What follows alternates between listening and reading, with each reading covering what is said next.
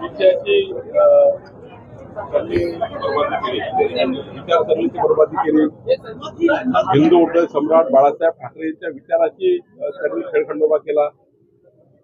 महाराष्ट्राचं मॅन्डेट तोडलं. देवेंद्र फडणवीसांना दिलेलं मॅन्डेट त्यांनी तोडलं. त्यामुळे आता हे परिणाम भोगावे लागतील. हे परिणाम आहे. आदित्य ठाकरेंना धक्का होता.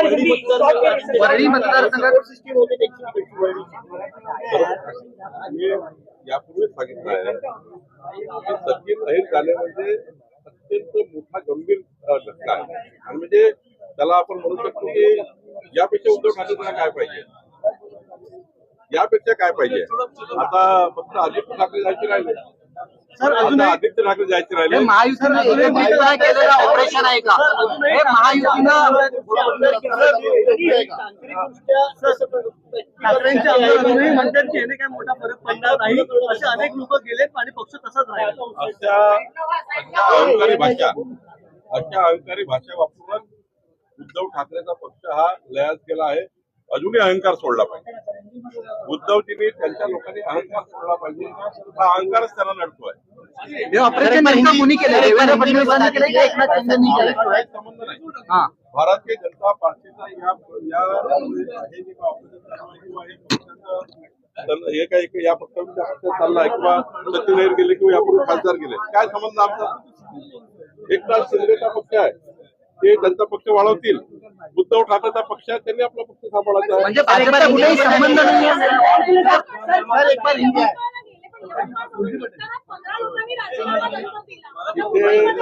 ज्या पद्धतीनं उद्धव ठाकरे आणि संजय राऊत पदाधिकाऱ्याची कार्यकर्त्याची वाईट वाटली, त्यांनी अशा पद्धतीने कार्यकर्त्याची अवहेलना केली की हे संजय देशमुखाचे लोक आहेत, त्यांना नका येऊ दे जवळ.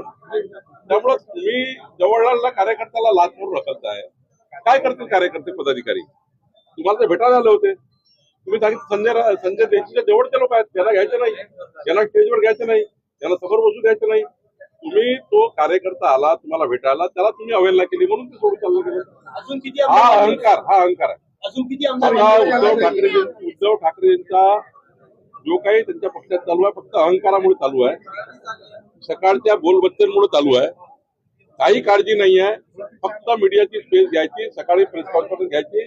कोणाला काही काळजी पडली नाही आहे पक्षाची. पक्ष कसा चालवा लागतो याच्याबद्दलची भूमिका शिल्लक राहिली नाही. विचारसरणी चुकल्या गेलेली आहे. त्यामुळे हे परिणाम हे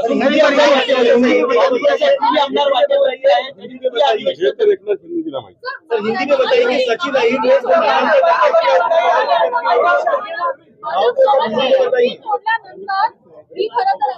हीच अवस्था आली आहे. भारतीय जनता पार्टीची युती तोडणे, हिंदुत्वाची फारकत घेणे, काँग्रेसचा विचार स्वीकारणे आणि तुष्टीकरणाचा विचार स्वीकारणे हेच खरं गमक आहे.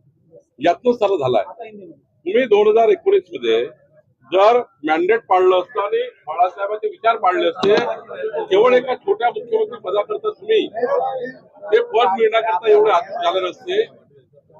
राज्याचे मुख्यमंत्री देवेंद्रजी झाले असते, आदित्य त्या ठिकाणी उपमुख्यमंत्री झाले असते, चांगल्या पद्धतीने त्या ठिकाणी सरकार चाललं असतं. महानगरपालिका असती, एकनाथ शिंदे साहेबांना त्यांचे जवळपास उपमुख्यमंत्री करता आलं असतं, कुणालाही करता आलं असतं. एकनाथजी उपमुख्यमंत्री होऊ शकले असते देवेंद्रजी मुख्यमंत्री असताना.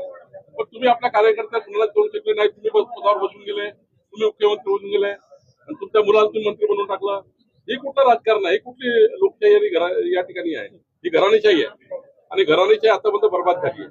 जो घराणेशाही करेल तो बर्बाद झाल्याशिवाय राहणार.